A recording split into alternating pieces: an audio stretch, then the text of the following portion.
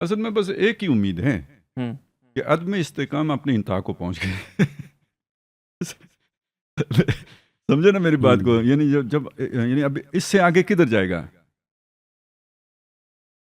اس سے آگے یا تو ٹوٹل فیلیور ہے، کولیپس ہے، ہوں ٹھیک ہے نا، اور بلکنائزیشن ہے، یا پھر استحکام کی طرف سفر ہوگا. اس سے آگے اب مطلب آپ چھت سے جا لگے ہو، اب ادھر سے آگے کدھر جاؤ گے؟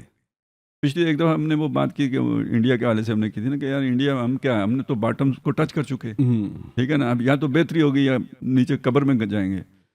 تو آپ کو زیادہ اپنی فکر کرنی چاہیے. ہم تو ویسے ہی مطلب انتہا کو پہنچے ہوئے ہیں. تو میں اس بس جو امید کی کرن ہے وہ یہ ہے کہ بھئی ہم نے اپنی انتہا بربادی کی ٹچ کر چکے ہیں. یہ ہے مسئلہ.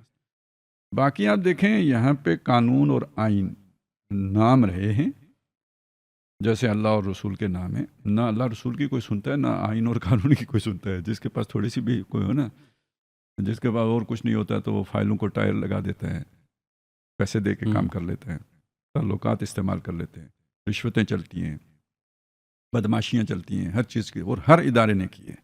مطلب آپ کو یعنی نہ ہمیں جوڈیشری بھی کوئی آئین اور قانون کی پابند نظر نہیں آتی، ٹھیک ہے نا. ہر مارشاء اللہ کا جواز جوڈیشری پہلے بھی دیتی رہی ہے. تو اب تو خود وہ ایک طرح کا جوڈیشل مارشل لا کی باتیں چل رہی ہیں نا، یعنی وہ آئین خود سے لکھنا شروع کر دیتے ہیں. اور فوجی تو ویسے بھی طاقتور ہیں، انہیں کیا ہے. سیاستدان بھی مطلب یہ جو ہمارے دور کے ضیاء الحق کے بعد کے سیاستدان تھے یہ ذرا ماڑے سے تھے. پہلے والے سیاستدان بھی اپنی جگہ پہ مطلب بھینس چوری کا مقدمہ تو کروا ہی لیتے تھے نا، اور کچھ نہ کرا سکے تو مرواتے بھی تھے. مطلب بھٹو صاحب کے دور میں بھی بہت سے لوگ مارے گئے ہیں، اور وہ یعنی سیاسی لوگوں کے کہنے پہ مارے گئے ہیں. مصطفیٰ کھر جیسے تھا، یا اس سے پہلے وہ جو نواب افقالہ باغ تھا. یہ جو لیکن یہ جو دور تھا نا جس میں یہ بے نظیر نواز شریف کا جو دور رہا ہے، یہ کبھی ایک کبھی دوسرا، یہ اس طرح کے طاقتور سیاستدان مطلب یا بدماش سیاستدان کہیں جو بھی کہیں، کرپشن وغیرہ ہوئی ہے لیکن یہ والی چیزیں نہیں تھیں. کمپرومائز کمپرومائز تھے، یعنی ڈیل کر کے آئے ہوئے لوگ. تو پھر جناب پرویز مشرف نے بالکل کھلم کھلا، اس سے پہلے بدماشی ہوتی تھی یعنی وہ چادر کے نیچے ہم نے آ کے نہیں ہوتی تھی. اس کے بعد تو کھل کھلا کے شروع ہو گئی. جب یہ کام ریاست نے شروع کر دیا، یہی مسنگ پرسن اور کتنی چیزیں ہیں، کھل کھلا کے کر لو جو کرنا ہے. تو پھر اس کے بعد جناب عدلیہ اٹھی، ان کے ساتھ وکیل کھڑے ہوئے، انہوں نے کہا جی بدماشی ہے تو ہم بھی بدماش ہیں. انہوں نے اپنی بدماشی ورتھ پروف کی تو ان کو بھی حصہ ملنا شروع ہو گیا. یہ ایک نئے اس میں اضافہ ہوا، اور سیاستدان مزید کمزور ہو گئے. میثاق جمہوریت تو ہو گیا لیکن میثاق جمہوریت کے باوجود کوئی طاقت ان کے پاس نہیں آئی. پھر اللہ تعالیٰ نے جو ہے نا عمران خان کو کھڑا کیا. تو اب ظاہر ہے لوہے کو لوہا ہی کاٹتے ہیں. ہمیں اس لیے نہیں اچھا لگتا کہ بدماش ہے، لیکن ادھر بدماشوں کو تو وہی نپٹے گا نا.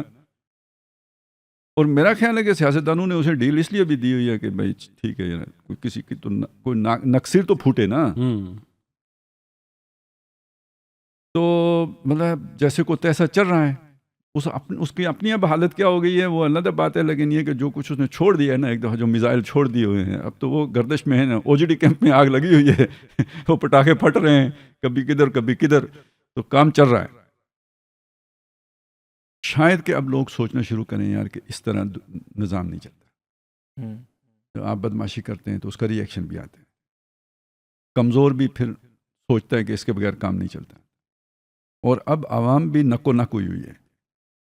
اور یہ کہ بے شک آپ کے پاس اسلحہ ہو، بے شک آپ کے پاس طاقت ہو، اگر عوام سڑکوں پر آ جاتی ہے نا تو اس کا مقابلہ کوئی فوج نہیں کر سکتی. اور اگر وہ منظم نہ ہو تو پھر ملک نہیں چلا کرتے. لیبیا کی حالت آپ کے سامنے.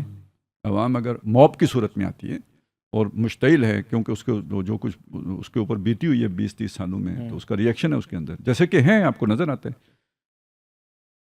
تو پھر یہی ہوتا ہے کہ جی تباہی بربادی ہو جاتی ہے. تو اس سے ڈرنا چاہیے، انہیں مل بیٹھنا چاہیے، جنہیں آپ سٹیک ہولڈر کہتے ہیں. تو یہ والی جو حرکتیں کر رہے ہیں یہ آگ سے کھیل رہے ہیں. عدالت ہے یا جو بھی ہیں یہ آگ سے کھیلا جا رہا ہے، اور کنٹرول میں پھر چیزیں نہیں رہے گی.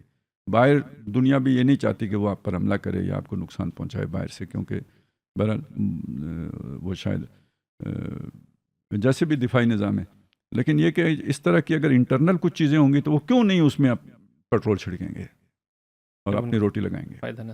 اور ہو رہا ہے دیکھیں کشمیر میں دیکھیں ابھی کل پرسوں وہ جو سرگودا والا مسئلہ ہو گیا ہوا ہے ہر طرف لوگوں کا جو وہ ہوتا ہے نا وہ تھریش ہولڈ پوائنٹ آیا ہوا ہے ایسے ہی. ذرا سی بات پہ بڑک اٹھتے ہیں لوگ اور آخری انتہا تک چلے جاتے ہیں.